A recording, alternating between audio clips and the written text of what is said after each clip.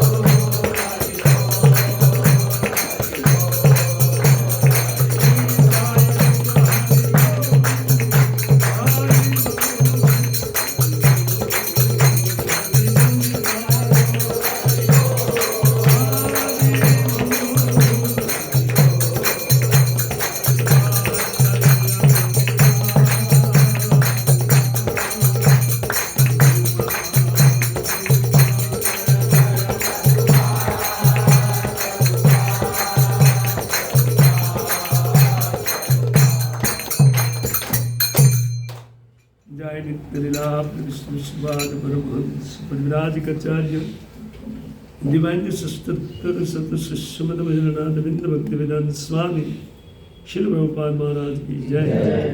अनंत कोटि वैष्णव बिंद की जय। श्री नित्यानंद प्रभु आविर्भाव तिथि महामहोत्सव की जय। निताई गौर हरि प्रेमानंदे।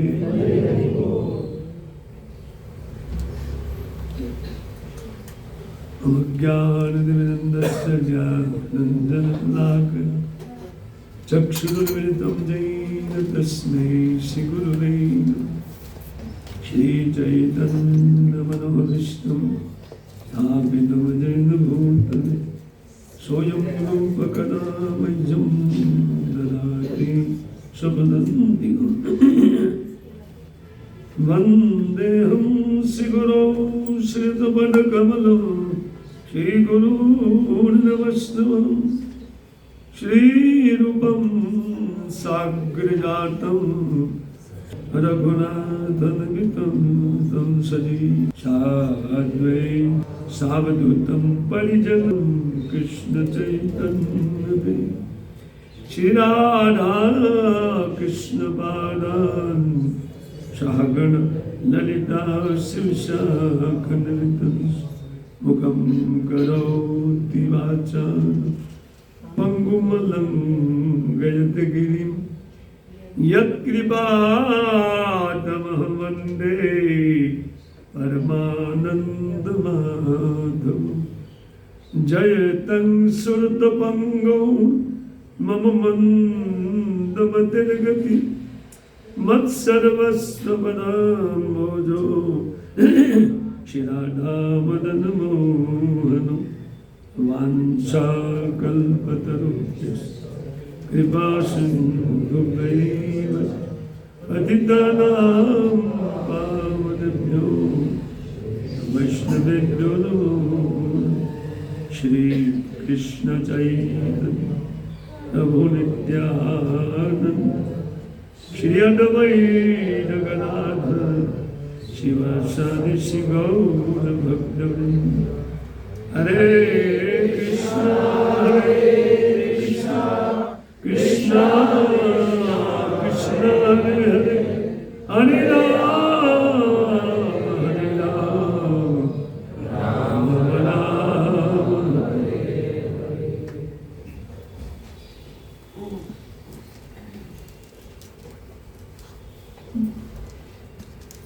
नमो विष्णुपादाय कृष्णपृष्ठाय भूतले श्रीमते भक्तिवेदांत स्वामिनिधि नामिने। नमस्ते सरस्वती देवी गौरवाणी प्रचारिणे निर्विशेष शून्यवादी पाश्चात्य देश। तो आज नित्यानंद त्रयोदशी है। आप सब लोग को श्री नित्यानंद प्रभु का आशीर्वाद प्राप्त हो इस कामना के साथ हम लोग जो चैतन्य भागवत और चैतन्य चरितामृत में नित्यानंद चरित्र को जिस प्रकार लिपिबद्ध किया है, तो हम लोग उनका पाठ करते हुए या श्रवण कीर्तन करते हुए अपने को कृतार्थ करेंगे। वस्तुतः जब तक कोई व्यक्ति नित्यानंद प्रभु का आश्रय ग्रहण नहीं करता है, तब तक श्री गौरांग महाप्रभु की प्रसन्नता उनको प्राप्त नहीं हो सकती है। और श्री गौरांग की कृपा के बिना कोई भी व्यक्ति श्री राधा कृष्ण की भक्ति कर नहीं सकता है। भले कृष्ण भक्ति करे, कृष्ण प्राप्ति करे, लेकिन राधा के साथ कृष्ण प्राप्ति या उन राधा जी जिस प्रकार से कृष्ण को प्रेम करती है और उनकी मंजनियां उन प्रेम का अनुशीलन करती है, तो उनकी जो इन सखियों की जो मंजनियां होती है, तो उसके अनुसार जो भजन प्रणाली है उनको तब तक जीव प्राप्त नहीं कर सकते जब तक नित्यानंद प्रभु का वो आश्रय ग्रहण न करे। इसलिए निश्चित श्रील प्रभुपाद महाराज का भी आशीर्वाद हमारे साथ है। तो हम लोग आज उनके जीवन चरित्र का पाठ करते हुए, आस्वादन करते हुए उनकी कृपा की वास्तव में याचना कर रहे हैं। श्री चैतन्य चरितामृत में बहुत सुंदर तरीके से कविराज गोस्वामी कई श्लोकों का रचना किया है।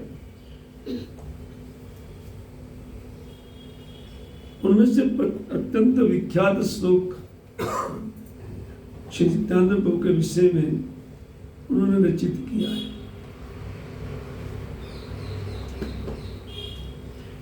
इस श्लोक में श्री कविराज गोस्वामी नित्यानंद प्रभु को बलराम अभिन्न घोषित किया है। ये साक्षात बलराम ही है जो नित्यानंद के रूप में गौर लीला में उनके साथी के रूप में, उनके एक लीला परिकर के रूप में वो इस भूमि पर 500 साल पूर्व ये दोनों भाई अवतरित हुए थे। कृष्ण बलराम वही श्री नित्यानंद प्रभु और गौरांग महाप्रभु।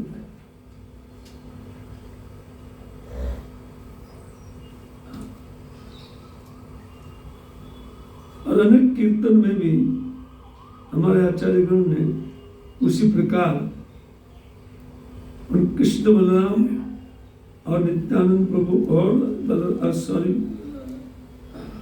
कृष्ण बलराम और श्री निताई गौरांग में कोई अंतर नहीं किया है।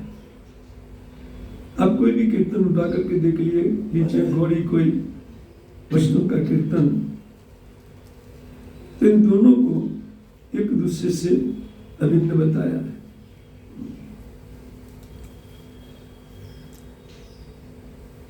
तो उनके चरित्र में ये बहुत सुंदर कुछ बातें लिखी गई है।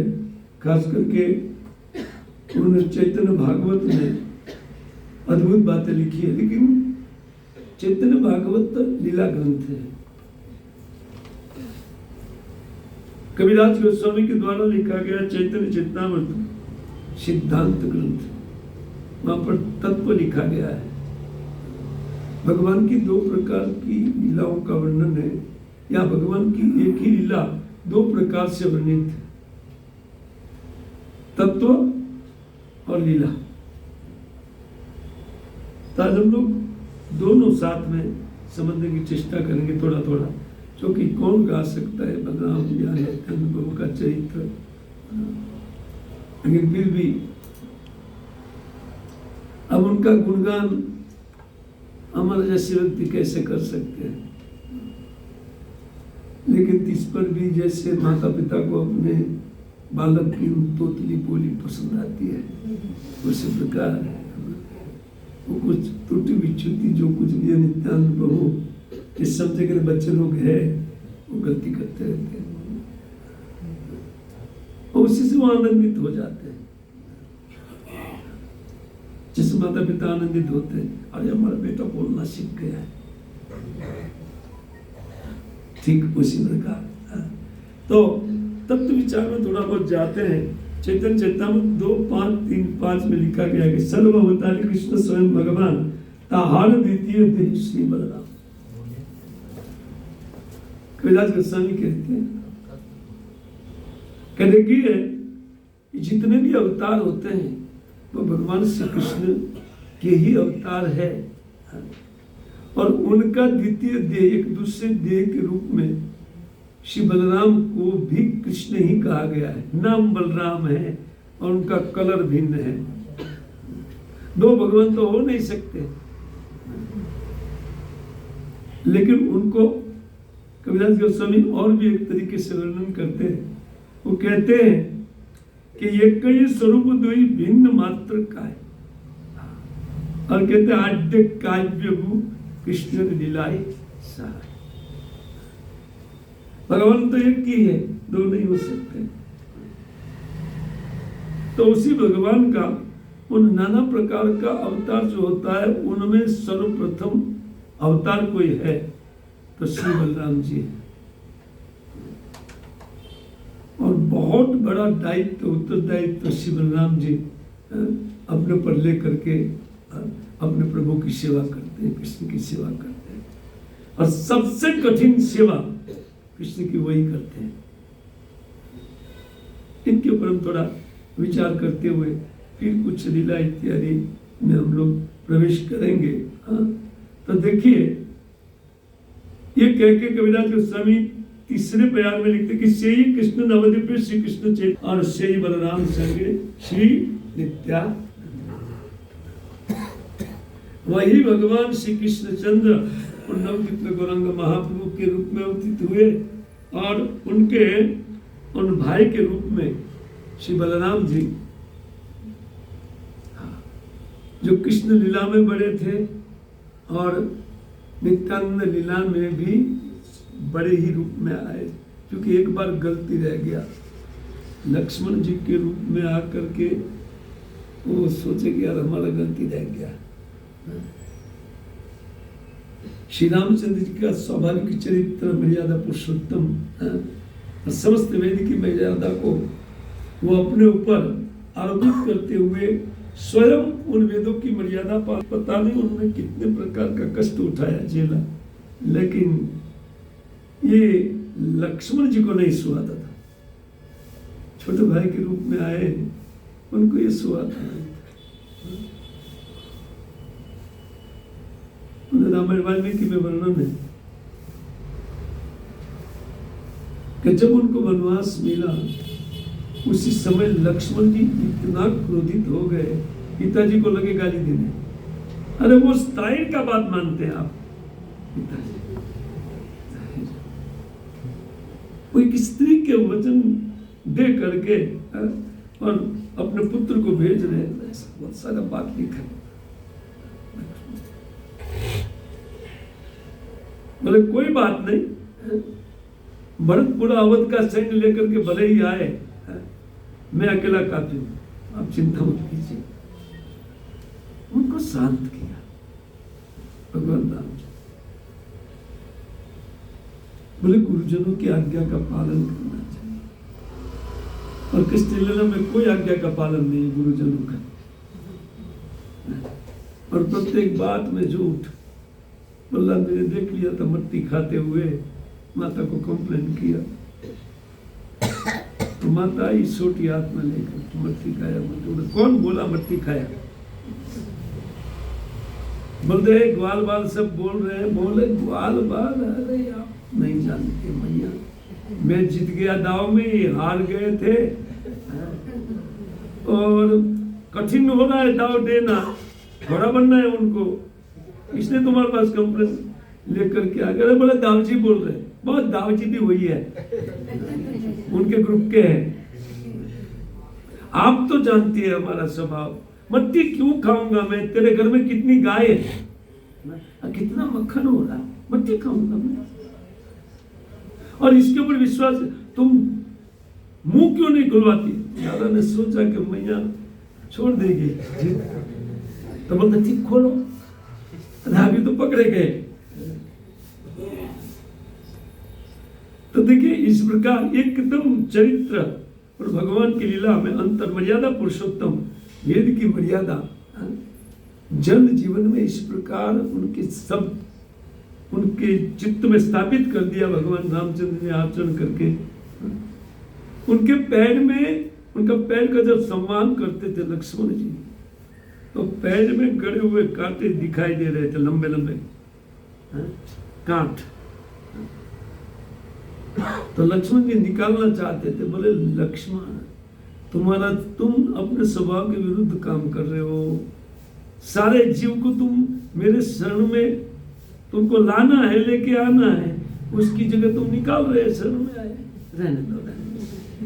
और लक्ष्मण जी रोते थे, रात भर बैठे उन चरणों की याद करते हुए वो रोते रहे। गलती हो गया कि मैं छोटा हो गया, अभी दोबारा गलती नहीं करूंगा।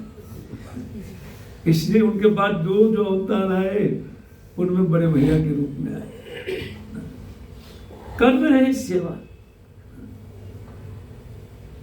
क्योंकि वो अंशी है, श्री कृष्ण अंश है। अच्छा, आद्यिक काव्य व्यू कृष्ण लीला सहाय, ये जो शब्द लिखा है, भगवान श्री कृष्ण की लीला की सहायता के लिए उनके ही द्वारा प्रकटित, जिनको काव्य उनको कहते हैं, जो एक ही समान, अपने समान ही रूप का विस्तार जब होता है उनको काव्य गुण बोलते हैं। ये कला वगैरह तो भिन्न है, या उन कला के अंश के अंश बहुत प्रकार के भगवान के अवतार हुआ करते हैं। उसको कबीरदास गोस्वामी 6 रूप में बांटे, उसमें नहीं जाएंगे। तो अनेक अवतार में ये आद्यिक काव्य व्यू है, जो भगवान की सतत सेवा में रत रहते हैं। श्री बलराम जी भी देखिए आप कैसे कृष्ण की सेवा करते हैं,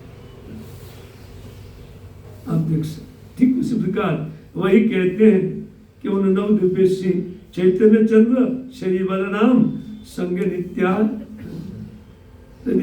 के रूप में, उनके संगी के रूप में वो आए हैं। तो भगवान जब इस धाम पर कुछ लीला के लिए अवतीत होना चाहते तो उस समय अपने वडिलों को पहले भेजा करते हैं। तो श्री बलराम को भी उन्होंने अपने से पहले नित्यानंद प्रभु के रूप में राण देश में उनका जन्म करवाया।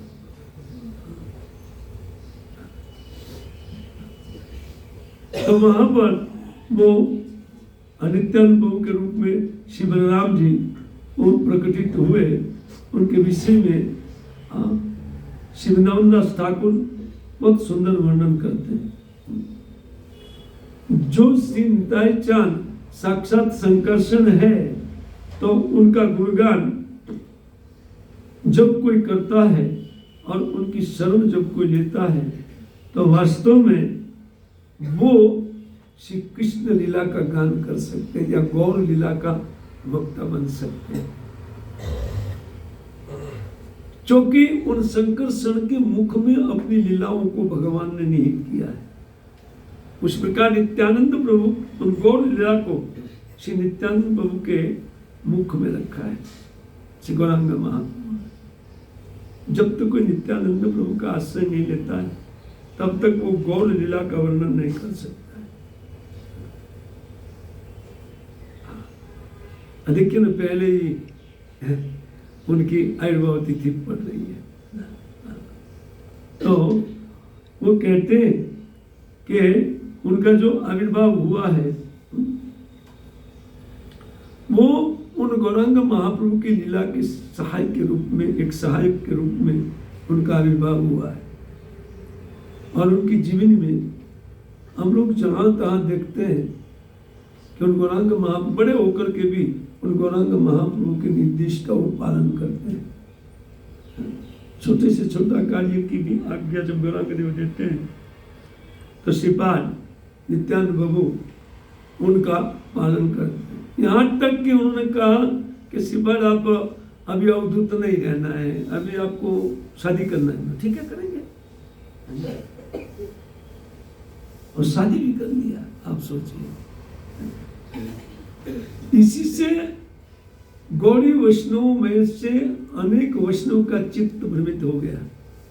अब वो गौरांग महाप्रभु का इच्छा हो, कुछ भी हो, जो कुछ भी हो, लेकिन आज भी वो भ्रमित संप्रदाय सब चालू है। ये कलयुग है ना।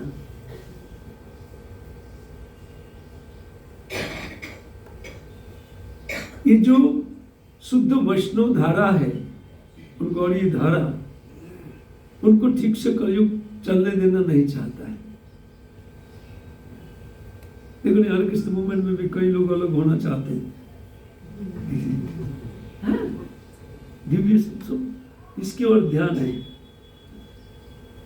या तो बोलते हैं नहीं, रीति गुरु का लास्ट गुरु प्रभुपाद, और भगवान ने स्थापित किया एवं परंपरा प्राप्तम, इसका विचार आपके पास नहीं है। बोले बस वहां तक सीमित है। अरे भाई आगे कलयुग में लोग आएंगे, वो लोग गुरु ग्रहण करेंगे कि नहीं करेंगे? आप कैसे स्टॉप कर दिया वहां? ये सब कलयुग की चाल है। लेकिन वैष्णव जो एक दिल गंभीर वैष्णव होता है, इन सारी बातों को समझता है। क्यों? क्योंकि उन्होंने नित्यानंद प्रभु की शरण ले रखी है। जिनके पास नित्यानंद की शरण नहीं है ना, वो इधर उधर जाएंगे।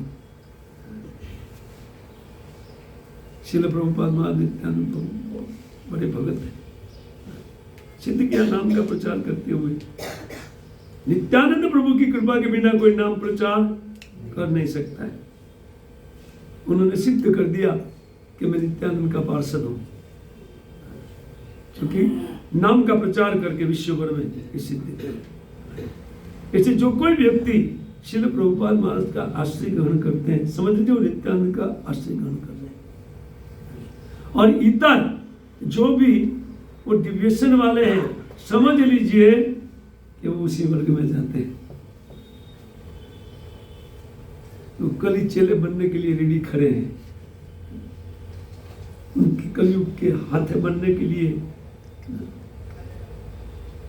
वो रेडी है। इसलिए अत्यंत ध्यान पूर्वक नित्यानंद के चरित्र को और महाप्रभु के चरित्र को पाठ करना चाहिए।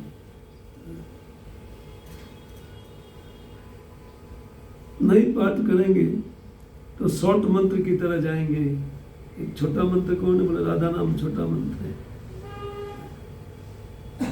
राधा राधा करो और राधा रानी का आशीर्वाद प्राप्त करके कृष्ण तुरंत मिल जाएंगे। लेकिन गौर लीला में, नित्यानंद लीला में डूबे बगैर कोई भी व्यक्ति कृष्ण लीला में निकल नहीं सकता है। अटलांटिक में डूबो, पैसिफिक में निकलो, ये सब किताब है। बहुत आवश्यक होता है। हमारे ही आचार्यों का कीर्तन या हमारे ही आचार्यों का जो सिद्धांत है वही बोलने वाले लोग हैं और शॉर्ट मंत्र दे देते हैं। आज तो कमाल कर दिया है कल। बोले राधा रानी का नाम लो, बस यही सब कुछ है। कृष्ण पीछे पीछे चले आएंगे। कीर्तन में लिख देते हैं। और कुछ लोग गौड़ी वैष्णव के कीर्तन के आधार पर इनका प्रचार करते हैं। लेकिन भीतर टटोलो तो पता चलेगा कि अरे ये तो जीव को ईश्वर बनाने वाले निकले। ऐसा ही होता है। क्यों? नित्यानंद प्रभु की कृपा नहीं, गौरांग महाप्रभु की कृपा नहीं। वो गौर लीला जानते ही नहीं। गौरांग को भक्त बोलते हैं। बोले वो गौड़ी संप्रदाय, अरे वो अपने संप्रदाय के इसलिए उनको भगवान बोलते हैं, बाकी भगत है। जहाँ यहाँ साक्षात कविराज गोस्वामी जैसे एक महाकवि लिख रहे हैं, उनके ऊपर कोई ध्यान नहीं है। जिन्होंने लिख दिया पृथ्वी ते आछे जत नगर आदि गाम सर्वत्र प्रचार हो बे मोर नाम, उस टाइम कविराज गोस्वामी को विद्वान लोग चैलेंज करने लगे। आप जानते नहीं पृथ्वी बहुत बड़ा है, क्योंकि कोलंबस ने अमेरिका खोज लिया था। एक दूसरी बात में जा रहा हूं, लेकिन अगर हम इन सिद्धांत को सूक्ष्म रूप में समझेंगे तो कोई दूसरा अगर इधर जा रहा है उनको छोड़ दीजिए, हमारे हृदय में दूसरा विचार भी नहीं उठेगा और आप क्लीन देख सकते हैं सबको कौन कहाँ है। और ये बहुत आवश्यक है कलयुग में, अन्यथा हम भी ठगे जाएंगे लोगों की तरह। ठगों का कमी नहीं है। हो सकता है हमारे बीच में ठग हो। अरे स्वयं का हृदय व्यक्ति को धोखा देता है, ये कलयुग है कि नहीं?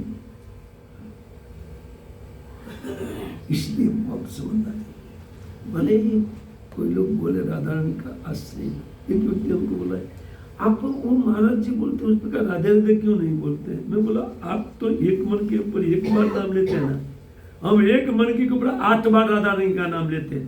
सिर्फ एक नहीं लेते हम। तुम तो एक बार ले रहे हो, एक मन के ऊपर सटका तुरंत दूसरा।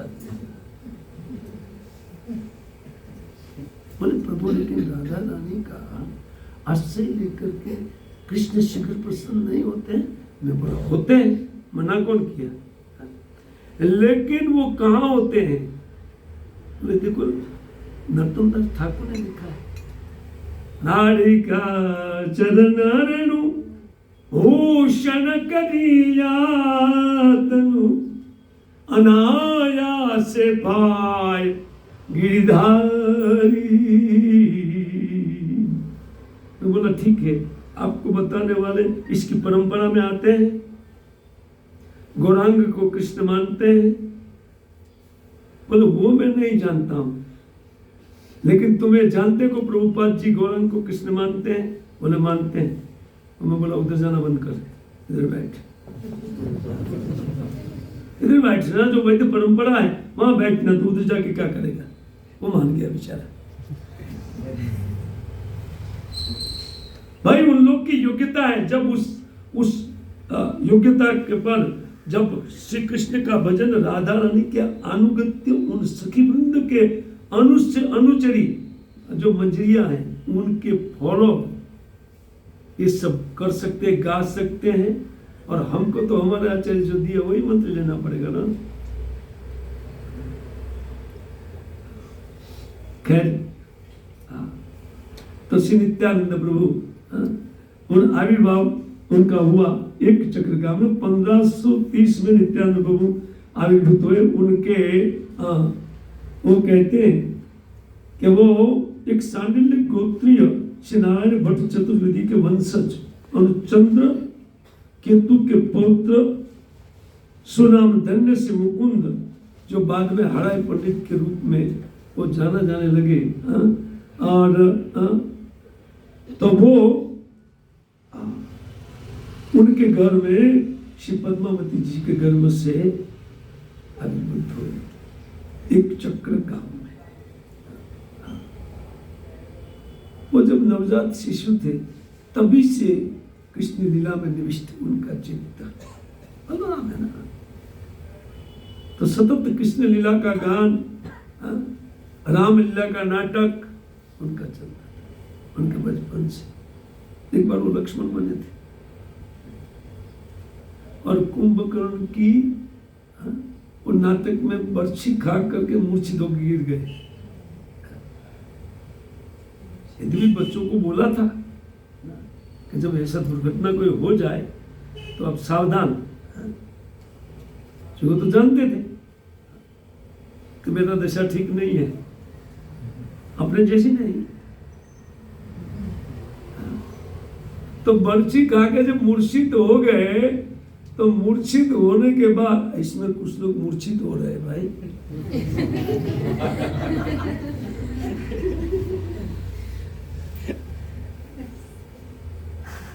मूर्छा भी बन जाएगी जगह करके। अब सुन, कभी कभार बोला जाता है कि आप तो मुझे आप आंख मूंद गए, आप ध्यान से सुनना। एक दूसरा झूठ, एक झूठ तो है एक्सेप्ट नहीं किया, एक दूसरा झूठ बोल देते हैं। आंख बंद है ना, बोले कान खुला है ना। आंख बंद के साथ कान बंद हो जाता है कि नहीं? दोनों एक साथ चलता है, आंख बंद कान बंद। इससे आंख खुला रहे कान खुला रहेगा, बहुत आवश्यक। तो जब पर्ची खा करके गिर गए तो बस नाटक ठप हो गया। हराय पंडित पद्मावती जी आकर के रो रहे हैं। बोला क्या हुआ क्या हुआ? चिदानंद को क्या हुआ? उनका नाम रखा था चिदानंद, है ना। वो चिदानंद को क्या हुआ, चिदानंद को क्या हुआ? सब लोग बोले क्या क्या था? तो एक बालक को याद आया। अरे वो बोले थे मुझे कि जब इस प्रकार कोई बरसी गाल में मूर्छित हो जाओ ना, तो तुम जाकर हनुमान बनना और जड़ी बूटी लाना। नाटक है ना, लेकिन नाटक वास्तविकता में बदल जाता है। और हम वास्तव में नाटक में फंस गए हैं, उल्टा किया है। तो वो उसी प्रकार हनुमान बन करके गए, जड़ी बूटी लेकर के आए, वो जड़ी बूटी लगाया, बस तुरंत खड़े हो गए। कहाँ है कुंभकर्ण, कहाँ है कुंभकर्ण, मार दूंगा मार दूंगा, ठीक आवेश उनके परि नित्य परिकर है। और उनके आद्य काव्य गुरु और आदि गुरु कहा जाता है हम सब लोग के लिए। क्यों कहा जाता है? तो सिद्धांत बख्शुन में कि लीला भी साथ में थोड़ा थोड़ा ले रहा होना, थोड़ा देर हो सकता है, कोई दिक्कत नहीं, काम पे जाना है। फास्टिंग है, प्रसाद का टाइम बच जाएगा। हाँ फास्टिंग है ना, कम से कम दोपहर तक तो फास्टिंग है।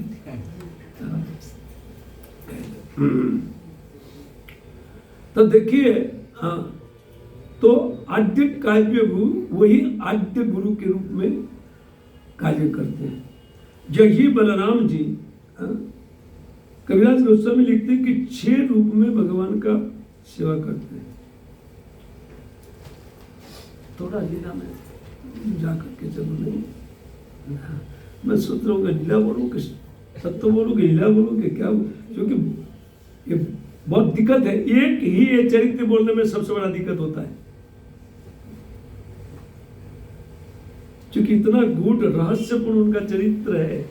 नित्यानंद प्रभु को, जैसे नित्यानंद प्रभु का आचरण देख करके अनेक गौड़ीय संप्रदाय भिन्न हो गए हैं। आप सोचो, हाँ, उनको प्रस्तुत करना लोगों के सामने आसान काम नहीं है। हाँ, इसलिए मैं कभी घबरा जाता हूँ इस चरित्र में, केवल नित्यानंद चरित्र में। मैं तो कल से प्रार्थना कर रहा था, यार मैं जा रहा हूँ बोलने के लिए।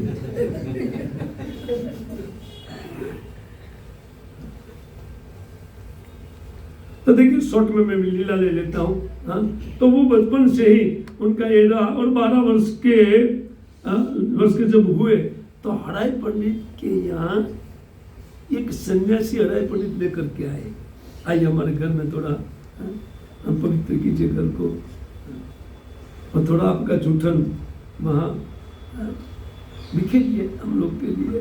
हाँ, तो लाए सन्यासी, और सन्यासी को खिला पिला करके हराई पंडित बोले, ठीक है, आप आपको क्या दूँ मैं, कपड़ा का जरूरत है, लोटा का जरूरत है, सन्यासी क्या मांगेगा? ओ सन्यासी बोला, मैं मांगूंगा वो आप देंगे। हराई पंडित ने सोचा कि मांग करके आखिर क्या मांगेगा, सन्यासी है, धन तो मांगेगा नहीं, मांगेगा तो धन दे देंगे, और क्या है ना। तो लोटा मांगेगा, धोती मांगेगा, और क्या मांगेगा। तो बोलते हमको ये चिदानंद दे दो। अरे वो तो बीज गिर गया उनके ऊपर। बोले चिदानंद, तो उनके हृदय का टुकड़ा था, उनके माता पिता चिदानंद के रूप में। तो वो तो लगभग मुर्शिद जैसे हो गए, लेकिन चिदानंद ने समझाया। वो घर में आया हुआ सन्यासी वचन दे करके, कुछ काल के बाद में लौट आऊंगा ना, आप चिंता का बात नहीं है, इनको तो भागना था, चिंता का कोई बात नहीं। तो जैसे तैसे समझाया और वो तैयार हो गए। तो उंगली पकड़ करके चल दिए, उनको तो ऐसे ही चल देना उनका अभ्यास है। आसक्ति तो है नहीं, चल दिए सन्यासी के साथ में। तीर्थाटन करते हुए कहाँ सन्यासी छूट गया ये पता नहीं चला। और जाकर के पंढरपुर में वो रुके, और पंढरपुर में श्रीपाद लक्ष्मीपति पुरी से उनका भेंट हुआ। पहली बार उनका भेंट हुआ। एक महान भक्त समझ करके उन्होंने एक लीला किया शिष्य का, उनसे दीक्षा ग्रहण किया। भगवान को जरूरत नहीं है, रामकृष्ण किसी को जरूरत नहीं है, लेकिन वो इस प्रकार लीला करते हैं हमारे लिए। प्रत्येक को गुरु करना आवश्यक है। फोटो वाला गुरु मत रखिए, लोगों को पसंद है प्रभुपाद नहीं सका, प्रभुपाद ने बहुत कुछ कहा है, उसको तुम्हारे जीवन में दिखाई नहीं पड़ता है। अपनी बात के लिए लोग ले लेते हैं, क्योंकि फोटो वाला गुरु बाहर निकल के बोलेंगे नहीं, ऐसा मत करो, फोटो में बोल रहा तो बहुत बढ़िया है, बस प्रणाम करो, माला डालो, गुरु मानो। और जब कोई बात उनकी भी कटती हुई दिखे, अरे सिद्धांत सरस्वती को हम ज्यादा मानते हैं, तो गौर किशोर दास, भक्ति विनोद ठाकुर, है ना, देखिए ऐसा। इसीलिए सावधान होकर के इन सब बातों को श्रवण करना चाहिए। देखो वहीं से डिविएशन हुआ था, नित्यानंद के चरित्र में शंका करके अद्वैताचार्य जी का पुत्र इत्यादि का और नित्यानंद प्रभु के शिष्यों में फूट पड़ा था। सोचो आप, है ना, सोच सकते हैं, ये कलयुग है ना। खैर तो वो तो निकल गए और लक्ष्मीपति पुरी से उन्होंने दीक्षा मंत्र ले लिया, हाँ? और फिर उनका चिदानंद से नित्यानंद नाम रखा गया। अभी वो वहां से अपने से सेपरेट घूमने लगे। वो सन्यासी कहाँ छूट गया, वो सन्यासी वही थे, सन्यासी का रूप लेकर के आकर के घर से निकलना था, वो तो कहीं छूट गए, हाँ? और गुरु जी को भी छोड़ करके अकेले भ्रमण करने लगे। और मथुरा वृंदावन में जब आए तो वहाँ कृष्ण, हाँ, सब गोपों का नाम लेकर के रो रहे नित्यानंद प्रभु, हाँ? और इसी प्रकार एक दिन वहीं वृंदावन में उनको एक स्वप्न पड़ा और स्वप्न में उन्होंने देखा कि ये मेरे इष्ट अभी अवतार लेने जा रहे हैं नवद्वीप में, और उनका अवतार होने के बाद वो तुरंत नवद्वीप पहुंचे। उस टाइम भगवान की लीला चालू हो गई थी, लेकिन उन प्रत्यक्ष रूप में सब लोग नहीं जानते थे, लेकिन अंतरंग भक्तों को जान गए थे कि ये कलयुग के पतित पावन अवतार है। ये जो निमाय है, निमाय पंडित, ये वास्तव में और कोई नहीं कृष्ण है, ऐसा पता चल गया था अंतरंग भक्तों को। तो शिवास आंगन में वो लोग कीर्तन करते थे। उसी टाइम श्री नित्यानंद प्रभु भ्रमण करते हुए नवद्वीप में आए, लेकिन उन्होंने सोचा कि वास्तव में ये ठीक है तो फिर मुझे वो खोज लेंगे। नंदन आचार्य के घर में जाकर के वो रुके, बोले वो भगवान है ना, तो खोज लेंगे। तो एक दिन शिवास आंगन में कीर्तन करते हुए श्री चैतन्य महाप्रभु इन कीर्तन में अत्यंत भावावेश में होकर के नित्यानंद नित्यानंद नित्यानंद गान करना चालू किया। अरे प्रभु ये नित्यानंद कौन है? जैसे नरोत्तम नरोत्तम करते थे, तो नित्यानंद ये नित्यानंद है कौन? आओ बोले वो नित्यानंद, आप लोग आज मैं आपको मिलाने जा रहा हूँ। चलो हम सब लोग कीर्तन करते हुए जाते हैं।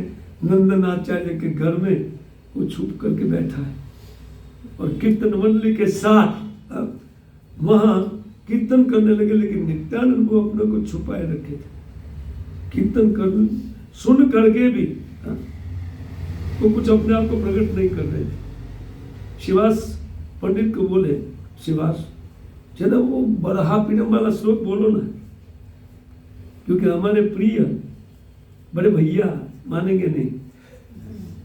उन्होंने बस सुंदर राग में बरहा पीड़म उठाया और श्लोक पूरा नहीं हुआ तब तो हाँ कृष्ण करते हुए गिर गए। बोले यही अवधूत है नित्यानंद, जो हमारे बड़े भाई है। उसने परिचय कराया सबको, गौरांग महाप्रभु ने, ये मेरे बड़े भैया है। और उनके बाद में अनेक प्रकार की लीलाओं में वो बहुत सहयोग किया प्रचार में। क्यों जानते हैं? इसको कविराज गोस्वामी सिद्धांत के रूप में तत्व विचार में लिखते हैं। कितना विनम्रता से, है ना, अब जानते हैं कि जिस प्रकार वो जगाई मदाई का उद्धार हुआ, मारा मार के प्रेम देवन दयाल तो नहीं है। बोले ऐसा दयालु देखा है कहीं? मार खा करके प्रेम दे। उन्होंने सुराई मारा था शराब का, फिर भी उनको प्रेम दिया। ये नित्यानंद है। परम करुणा बहुत हुई कीर्तन, अद्भुत कीर्तन लिखा है उनके विषय।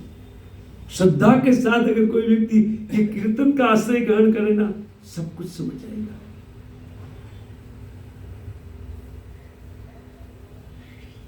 क्यों? क्योंकि सबसे बड़ी सेवा और सबसे कठिन सेवा है जीवों को भगवान के ओर ले जाना।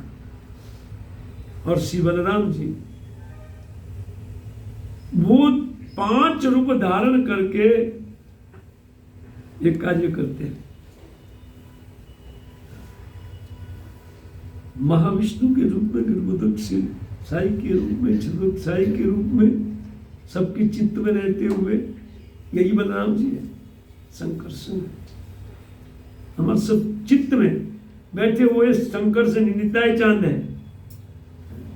उनकी अवहेलना करके कोई व्यक्ति कृष्ण को समझ सकता है? परमात्मा के रूप में वही, और शेष रूप में छत्र पादुका के रूप में एक सेपरेट सेवा भगवान की चलती है। और यहां जीवों को भगवान की ओर उन्मुख करने का सेवा चलता है। ये भगवान से विमुख ये पूरा जीव जगत जो है। तो जब प्रत्यक्ष लीला में जब आए नित्यानंद के रूप में, तब देखिए उनका आचरण देखिए, और वही बलराम के रूप में देखिए, आप पता चलेगा, है ना। दाव जी के रूप में वो कृष्ण सेवा की और अपने को कृष्ण का सेवक घोषित किया। आइए भागवतम में थोड़े जाते हैं। थोड़ा कंटाला तो आ रहा होगा, स्वाभाविक है, लेकिन अब मैं तो ऐसा छोड़ने वाला नहीं हूं। चाहे सब सो जाए, 2-3 आदमी जगह तो बिछाल रखूंगा। इस श्रीमद् भागवतम के 10वें स्कंद से 68वां अध्याय और 36 नंबर श्लोक है। जच्च अंग्री पंकज रजो अखिल लोक पालर मौल्युर उत्तमिर धृतम उपासित तीर्थ तीर्थ ब्रह्मा भवो हम अपि यस्य कला कलायाः श्रीश्चो उद्वहिम चिरम अस्य नृपासनम को। ये बहुत कटाक्ष में श्लोक बोला गया है सिद्धाव जी के द्वारा। वो कहते हैं कि जिसके पाद पद्म रेणु को बड़े बड़े लोकपाल अपने सिर पर धारण करते हैं, और कहते हैं कि वो इस प्रकार कि इनको परम तीर्थ समझ करके उपासना करते, जिनके चरणों की वो कहते कौन कौन ना, ब्रह्मा भव शिव जी, और साक्षात कहते हैं कि उन अखिल लोकपालों के साथ श्री लक्ष्मी जी साक्षात जिनकी सेवा कर रही है। और ये लोग बोल रहे हैं कि उनके लिए निपासन उन लोग ने दिया। कौरवों को ध्यान में रख करके बोल रहे हैं, बहुत गुस्से में बोल रहे हैं, लेकिन सिद्ध होता है। वो कहते हैं जिसकी यस्य कला कलाया, वो कहते हैं जिनकी कला की कला श्री चो उद्वहे, साक्षात श्री जिनके चरणों की सेवा करती है, नृपासनम, वह उनके लिए एक मनुष्य का राजा बनना, और वो आपने दिया उनको, क्योंकि दुर्योधन अनाप शनाप बोल के गया था। भाई घटना कुछ इस प्रकार थी कि लक्ष्मणा को उठाया था शाम ने, बहुत थोड़ा सुंदर थी, उनका विवाह चल रहा था। जब विवाह में बैठी हुई थी तो उसी टाइम आकाश मार्ग से शाम में निकले, तो देखा बहुत सुंदर लड़का का विवाह थर्ड क्लास लोग के साथ हो रहा है।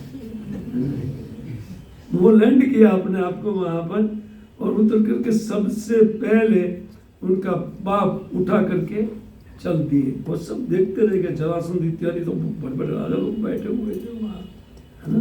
अर्जुन थे, सब कुछ, भीष्म पिता वो बैठे थे, वो तो कुछ नहीं बोले। भगवान की इच्छा से जो कुछ होता है ठीक होता है, ये भगवान का लड़का है, वो तो समझ गया। लेकिन दूसरे लोग कौरव सहन नहीं कर पाए, और सहन नहीं कर पाने के कारण वो उनके साथ सैन्य लेकर के उनके पीछे 6 योद्धा गए। मैं शॉर्ट में बता रहा हूँ, बहुत अद्भुत बातें लिखी है इसमें। और उन लड़के ने ऐसा हस्तलाघव दिखाया धनुष बाण चलाने में कि एक साथ में उन 6 व्यक्ति के ऊपर 6 तीर छोड़ा। 4 अश्वों के लिए 4 सबके, और एक सारथी को मार दिया और एक से ध्वजा काट दिया। अच्छा वो उसके ऊपर नहीं चलाया, वो सब रथ विहीन हो गए। बोले क्या है, बोले कोई बोले कृष्ण का लड़का है। वो वाह वाह करने लगे, क्या युद्ध कौशल है, वाह वाह करने। वो 6 मिल करके उनको रथहीन कर दिया। 60 अध्याय पाठ कीजिए, 10वें स्कंद का, पता चलेगा, बहुत विस्तार से लिखा है। और उनके बाद में उनको बांध करके शाम को डाल दिया जेल में। अब नारद जी वो तो गए जब द्वारिका में, तो बोले हैं नारद जी कि आप लोग का बहुत सारे लड़के हैं, कभी काउंट करते कि नहीं करते हैं, एक आध कम हुआ कि नहीं हुआ। बोले शाम, अरे हाँ यार शाम दिखाई नहीं पड़ रहा है, क्या हुआ? तब उन लोगों को पता चला कि शाम नहीं है। अरे क्या हुआ ना, शाम दिखाई नहीं पड़ रहा है। अरे बोले कौरवों ने बांधा है। ओ कृष्ण बहुत गुस्से हो गए, क्यों बांधा है, क्यों बांधा है, ऐसा ऐसा हुआ था। बोले लड़की दे देना चाहिए था, बांध क्यों दिया? भगवान ने मर्यादा वाले पूर्ण पुरुषोत्तम है, मर्यादा पुरुषोत्तम का रोग नहीं कर रहे हैं ना, पूर्ण पुरुषोत्तम है। बोला सैन्य दल 1 अक्षौणी सेना, कितनी? द्वारिका के पास 1 अक्षौणी सेना थी, सेना तैयार करो। तब बलराम जी बोले क्या बात है, वो क्या गया है? बोले ये कौरव लोग शाम को बांधा है।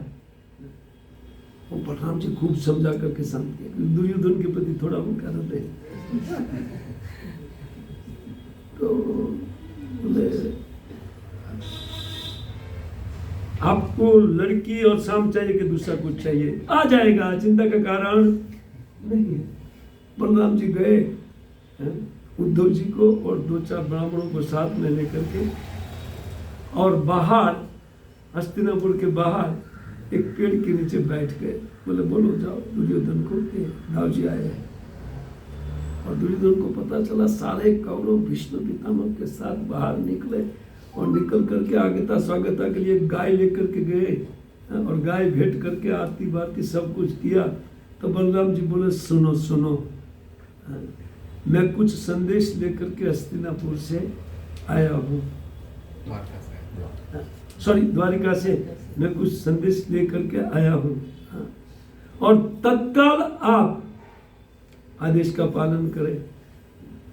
उग्रसेन जी का आदेश है। क्या आदेश है? वो दुर्योधन वगैरह बोले आदेश देना चालू किया ये लोग, और करके लगा गाली देने। बोलते जहां इतने बलवान योद्धा है, भीष्म है, अर्जुन है, कर्ण है, वहां इंद्र भी उनकी परमिशन के बिना कुछ नहीं कर सकता है, और वो आप लोग तो हमारे द्वारा दिया हुआ भूमि का टुकड़ा भोग कर रहे हैं। लेकिन वाह समय की बलिहारी है कि जूती भी पेड़ पर आना चाहती है। और बलराम जी तो सुन करके बस इतने उग्र, लेकिन यहाँ कितने नम्र है। वही दाऊ जी ना, नित्यानंद प्रभु के रूप में अक्रोध नित्यानंद। देखिए कुछ क्रोध नहीं, कुछ नहीं। मैं समझाना चाहता हूँ बलराम के नित्यानंद के चरित्र को। बलराम के रूप में क्या वो क्रोधित होकर के ये श्लोक बोले। वो तो कौरव लोग तो गाली देकर के चले गए, बोले जो कुछ भी तो क्या कर लेंगे, आगे आएंगे तो ठंडे हो जाएंगे, ये कक्षो निशाना है। उनको तो अर्जुन अकेला निपट लेगा, कोई दिक्कत है नहीं।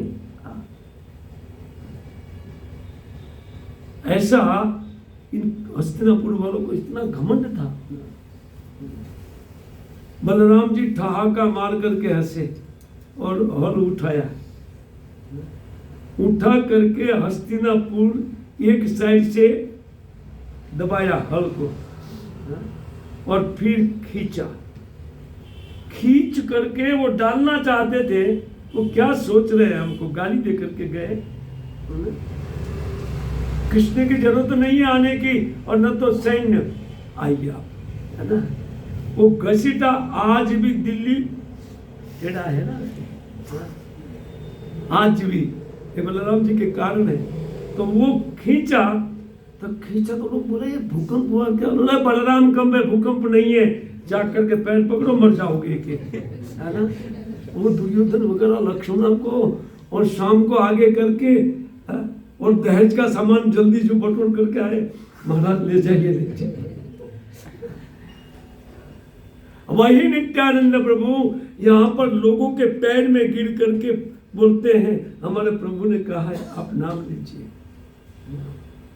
इसी नित्यानंद जी, उनकी कृपा के बिना कोई कैसे गौरांग महाप्रभु को समझ पाएगा? गौरांग उनका संपत्ति है ना। रघुनाथ दास गोस्वामी बात को यही कहते, अरे चोर तो हमारा संपत्ति चुपके से चोरी करना चाहता है। वो सीधा जाना चाहता था गौरांग महाप्रभु के आश्रय में, चोर कहीं का फाइन देना पड़ेगा। बोले क्या फाइन? बोले हमारे इस सब पार्षदों को दधी चिड़ा खिलाओ। बढ़िया, खिला देंगे। नित्यानंद प्रभु की प्रसन्नता के बाद कोई रोक नहीं सका उनको। ये सब उदाहरण इसलिए चैतन्य चेतावनी में कविराज गोस्वामी लिखते हैं ताकि हमारी समझ में आए कि नित्यानंद के बगैर हमारा काम चलने वाला नहीं। तो इसी नित्यानंद प्रभु का आज आविर्भाव तिथि है। आपका समझ में 5 मिनट ज़्यादा, मैं समय से बाहर कभी जाता नहीं हूँ। एक कीर्तन करके हम लोग यहाँ विराम देते हैं, लेकिन एक कीर्तन अवश्य करना चाहता हूँ मैं।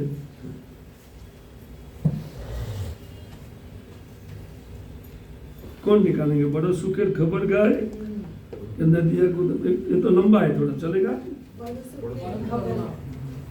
थोड़ा लंबा है कीर्तन, चलेगा? बड़ा सुखेर खबर गाय।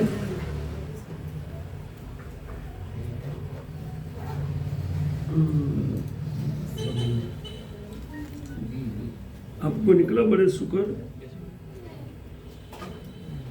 मुझे नहीं, मेरा नहीं निकला अभी तक।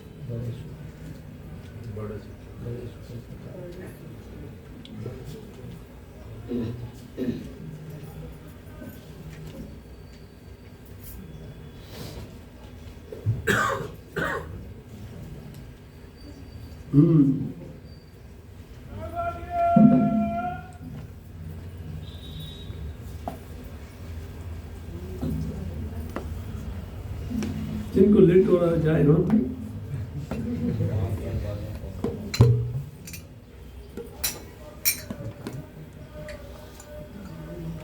बड़ सुखेर खबर गाय, बड़ो सुखेर खबर गाय, बड़ो सुखेर खबर गाय, बड़ो सुखेर सूरती कुंज के नामेर हाथ खोले से,